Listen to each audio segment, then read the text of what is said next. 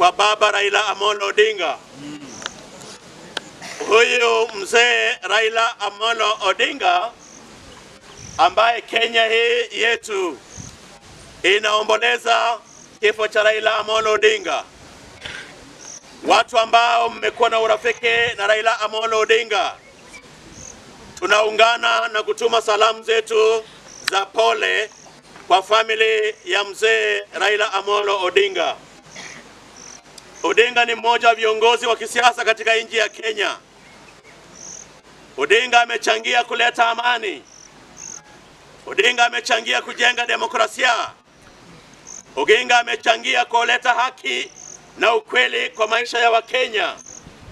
Na sisi kama kanisa tunaungana na family na kusema pole kwa Rais Dr. William Samoei Ruto kwa kupoteza rafiki ambaye amechangia kuleta amani katika nchi ya Kenya.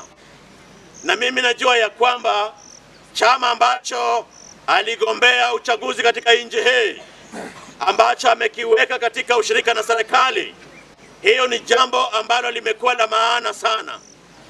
Nchi ya Kenya imejengwa na makabila mengi, na kama nchi ya Kenya imejengwa na makabila mengi, kabila moja haiwezi likaendesha serikali ya Kenya, bali makabila yote yakiungana pamoja kwa ushujaa wa kujenga serikali, basi nchi hii itakuwa na amani zaidi.